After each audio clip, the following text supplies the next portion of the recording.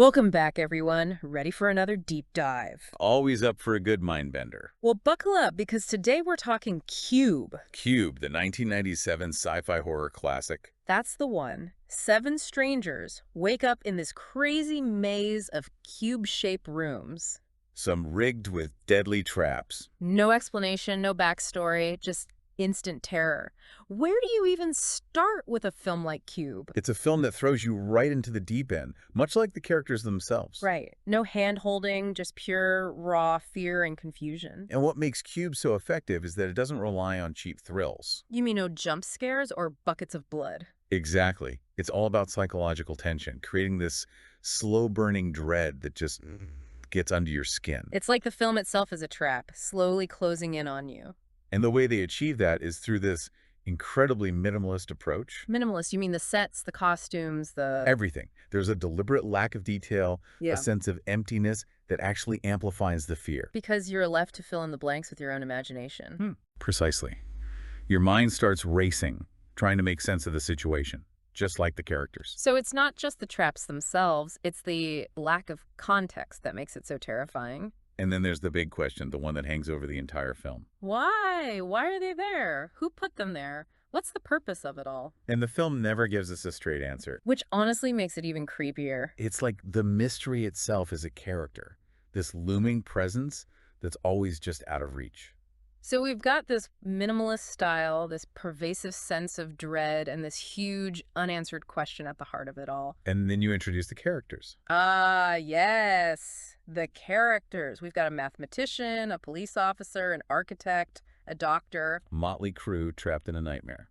What do you think the filmmakers were trying to say by bringing together such a diverse group of people? Well, think about it. You put these very different personalities under extreme pressure, and things are bound to get, Explode. to say the least. You see alliances form and break down. Trust is tested. Secrets are revealed.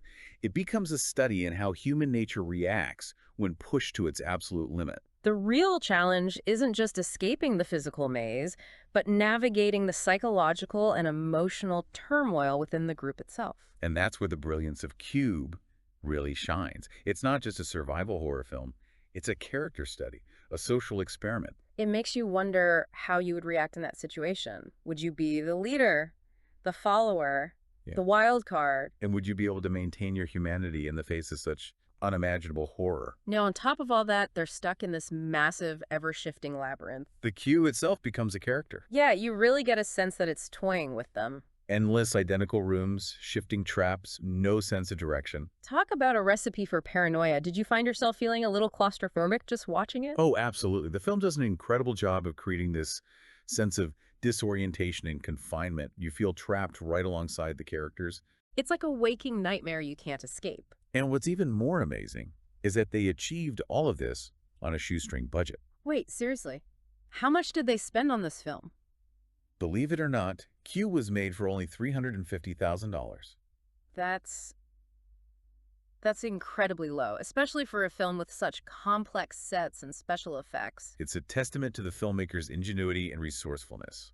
So they had to get really creative to make this work. Did they just reuse the same room over and over? They did. They used just a handful of sets, repainted and redressed to create the illusion of a vast, interconnected maze. It's like their limited resources mirrored the character situation, trapped in a confined space, forced to make the most of what they have. And it adds to the film's raw, authentic feel. You can really sense the limitations they were working with, which makes the achievement all the more impressive. It's a reminder that sometimes constraints can actually breed creativity. Absolutely. And speaking of limitations, I read that even the actors didn't receive the full script until they started filming. Really? So they were going in blind, just like their characters. Exactly. They were experiencing the mystery and uncertainty of the cube in real time, which adds to the film's raw, improvisational energy.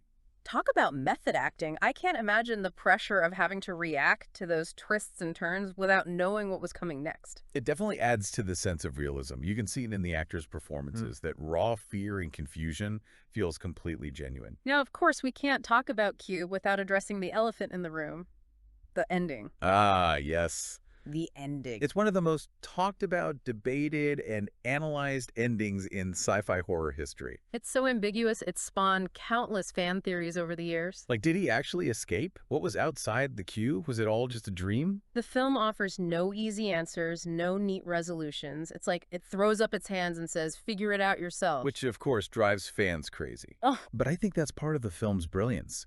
It leaves you with this lingering sense of unease, this feeling that you've only scratched the surface of something much deeper and more complex. so instead of giving us a neat little bow to tie everything up, the film throws a grenade into the whole thing and walks away. And the fallout is something audiences are still grappling with today. Well, we're definitely going to unpack that ending a bit more as we go along, but before we get too deep into the philosophical weeds, There's more to explore. exactly, Cube didn't just stop at one film. There's a whole franchise to dive into. Sequels, prequels, alternate dimensions. Oh boy, this is about to get really interesting. So where were we? Ah, yes, the Cube sequels. Sequels, right. I always wonder about sequels, do they expand on the original or just rehash the same old ideas? Well, in the case of Cube, it's a bit of both. Okay, intriguing. Which one came first? Cube 2, Hypercube, released in 2002. Hypercube.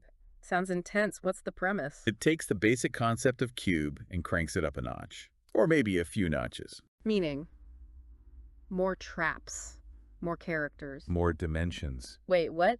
Dimensions, like alternate realities. You got it. Hypercube introduces the idea that the cube isn't just a physical maze, but a gateway to other dimensions. Mind bending. So instead of just moving from room to room, they're jumping through time and space. Exactly.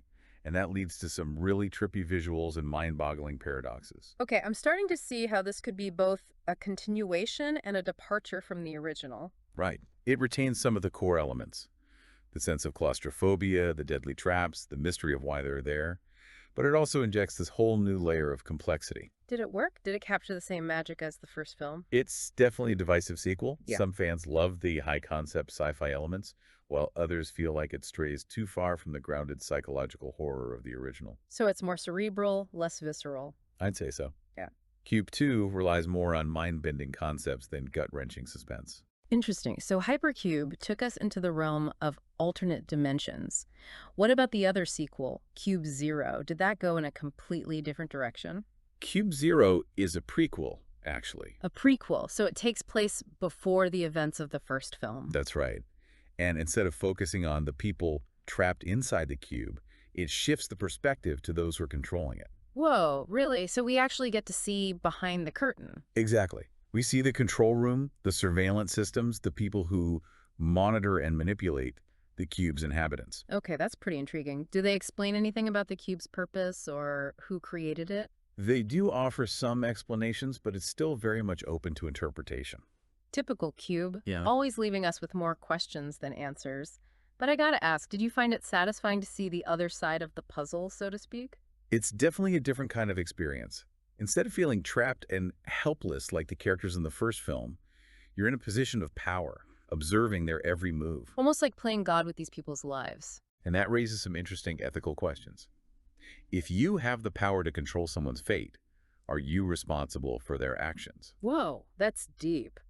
So even though it's a prequel, Cube Zero still manages to explore some pretty weighty themes. Absolutely. Mhm. It digs into the moral implications of the cube's existence, the motivations of those who control it, and the idea of free will versus determinism.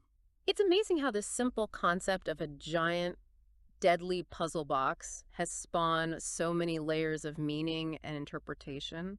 It really speaks to the power of a good idea and the ability of filmmakers to build on that foundation and explore different facets of the story. And it's a testament to the enduring fascination with Cube that these sequels, even though they take the story in different directions, still manage to capture the essence of the original. That sense of mystery, paranoia, and the struggle for survival in the face of the unknown.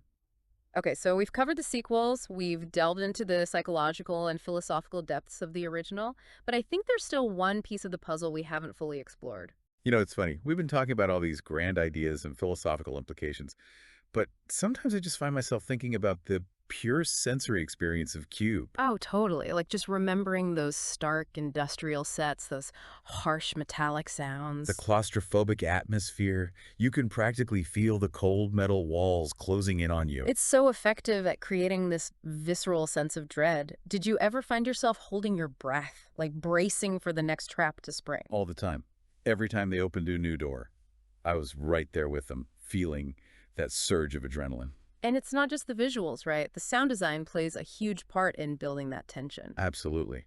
The way they use silence or this kind of low humming industrial drone, it's incredibly unsettling. It's like this constant reminder that something is wrong, that you're not safe, that you're being watched. And the color palette, too. It's so stark and dehumanizing. Yeah, those cold industrial colors. There's no warmth, no comfort, just this harsh, unforgiving environment. It really reflects the psychological state of the characters. They're stripped of their individuality, reduced to these pawns in a deadly game. It's interesting you bring that up because I was thinking about how little we actually know about the characters. Right. No backstories, no names, just these archetypes thrown into this nightmare situation. Do you think that was a deliberate choice by the filmmakers to keep them anonymous, almost like symbols rather than fully fleshed out individuals? I think it was a very smart move.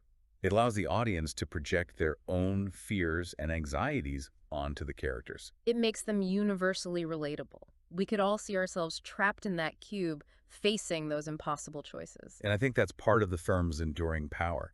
It taps into these very primal fears, these anxieties about being trapped, lost, and dehumanized. And it doesn't offer any easy answers, any comforting resolutions, just this stark, unflinching look at the human condition under extreme pressure.